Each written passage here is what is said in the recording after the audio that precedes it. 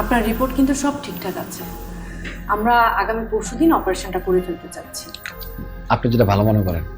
আচ্ছা ঠিক আছে, আপনি আপনার পরিচিত জনদেরকে বলবেন 2 ব্যাগ ব্লাড রেডি রাখতে, আর অপারেশনের টাকাটা ক্যাশ কাউন্টারে জমা দিয়ে দেবেন। ঠিক আছে আপা, সব ম্যানেজ করতেছি। আর কোনো সমস্যা আছে?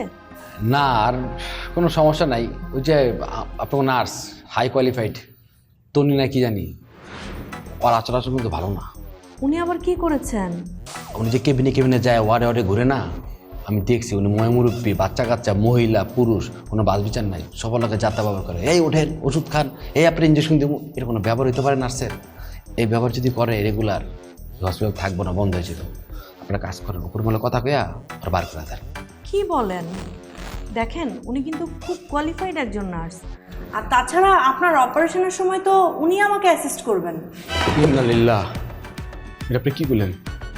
আমি তো অপারেশন করাবো না। আমি অপারেশন করাবো না। আমার পেট পাথর হয়েছে না কিডনিতে, পাথর জমতে জমতে একদম কাঞ্চনজঙ্ঘা হয়ে যায়, কোনো সমস্যা নেই, আমি মরে যাবো। তাও আমি অপারেশন ওই থাকবো, আমি থাকবো, আমি এমনি মেরে নেবো আমারে। আচ্ছা আচ্ছা, আপনি শান্ত হন, আপনি একটু বসেন, একটু বসেন বসেন।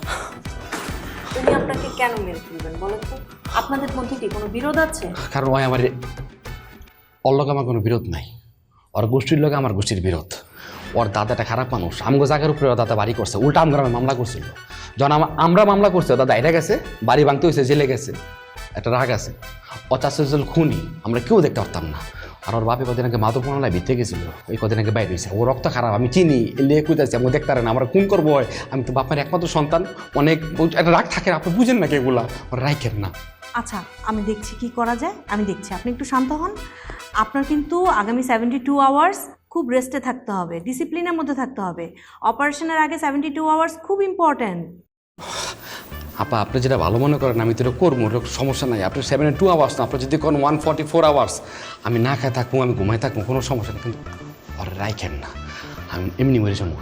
আচ্ছা ঠিক আছে ঠিক আছে, আমি চিন্তা ভাবনা করছি, আমি আলাপ করছি ডক্টরদের সাথে। আপনি আপনি যদি কোন আমি বাথরুম না কিছু খামো, শুধু ঘুমাই থাকবো, কিন্তু আপনি যে কথা শুনাইছেন এটা আগে কাঁপতাছে আমার। আচ্ছা ঠিক আছে, আমি দেখছি কি করা যায়, আমি ওনাকে চেঞ্জ করার ব্যবস্থা করছি, আপনি টেনশন করবেন না। ঠিক আছে।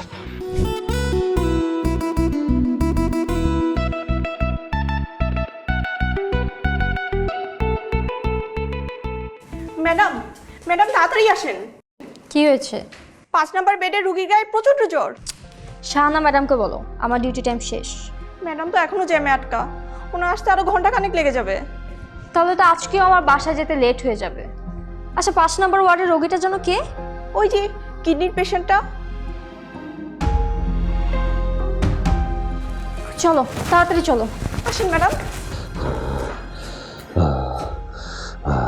অনেক জ্বর, আপনি জল প্রথমে আসেন। আমি আছি।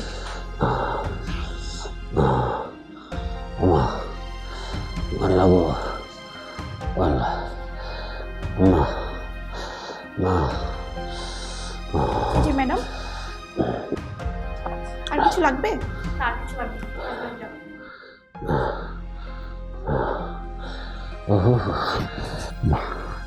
জানি তন্নিটা ডাক, জানি তন্নি।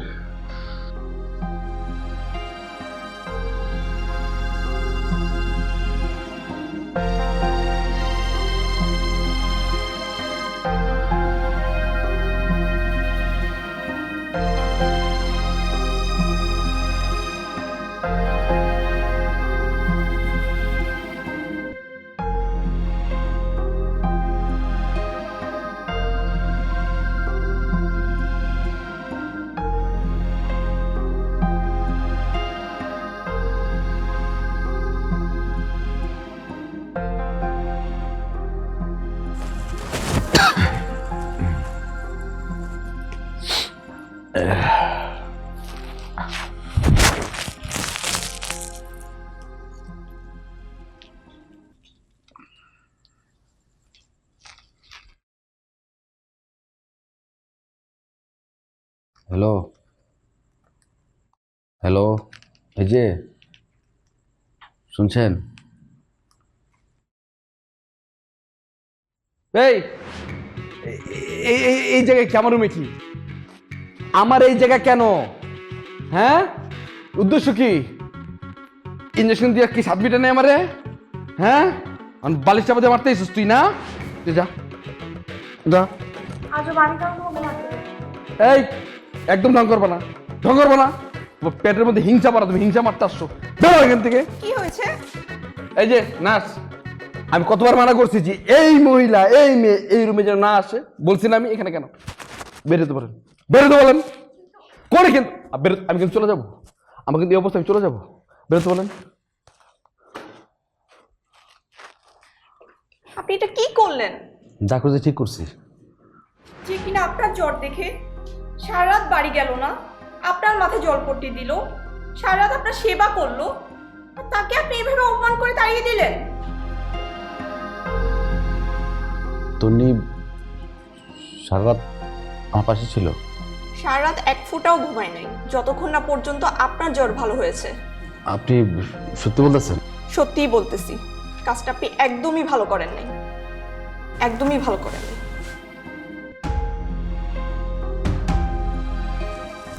ধরো, তোমার সাথে আমার কথা আছে। পথ ছাড়ো। বললাম তো কথা আছে।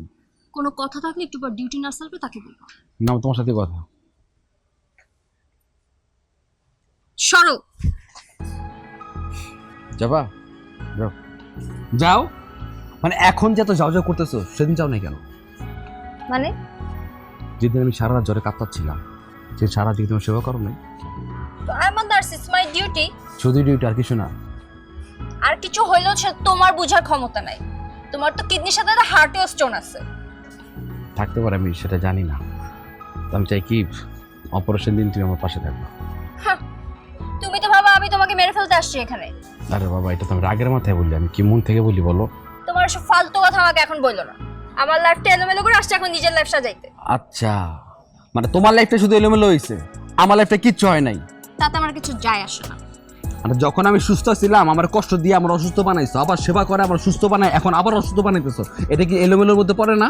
কি বলতে চাচ্ছ তুমি? তুমি আমার না ইদানিং মনে হচ্ছে কি, আমার পাথরের পেনের সাথে সাথে না আমার এই জায়গাটা ইদানিং অনেক পেন করতেছে, বুঝছো? আমার না খুব কষ্ট হইতেছে। আমার মনে হয় কি জানো, আমি না বেশি দিন আমি টিকুম না। আমি যদি না টিকে, আমি চাইতেছি কি আমি শেষ টিকার আগে আমি তোমার একটু ভালোবাসা পাই। আমার না ইদানিং এই জায়গাটা এত পেন করতেছে, আমার মনে হচ্ছে আমি টিকবো না। আমাকে একটু আমি একজন নার্স, আমার সামনে এসে ভুয়া অভিনয় করে না লাভ নাই। আমি প্রতিদিন তোমার রিপোর্টস চেক করি, তোমার হার্টে কোনো সমস্যা নাইও আর হওয়ার সম্ভাবনাও নাই। ওই জায়গায় কোনো ঝামেলা নাই, ঠিকঠাক তলে তলে ঠিকই খোঁজ খবর নাও। সামনাসামনি কইতে পারো আই লাভ ইউ না, কও? বলবো না কোনোদিন। তোমার শাস্তি। এই শাস্তিটা দিও না, অন্য শাস্তি তো। দেখো, তোমার মতো যদি একটা ওয়াইফ পাওয়া যায় সাথে নার্স, বুঝতেছো জীবনে কত সুন্দর। আমার ঠেকা পড়ে নাই।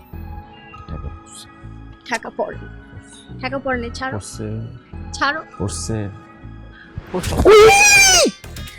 জুনি। I'm so sorry, I'm so sorry. Juni I'm sorry, আমি খেয়াল করিনি আমার পকেটের ভিতর ছিল ইনজেকশনটা। Shit, I'm sorry, I'm sorry. বেশি ব্যথা পাইছো? তুমি আর তোমার সুই, মানে সুযোগ পাইলেই কোথা দাও। Sorry. সমস্যা নেই, শোনো না, দেখছো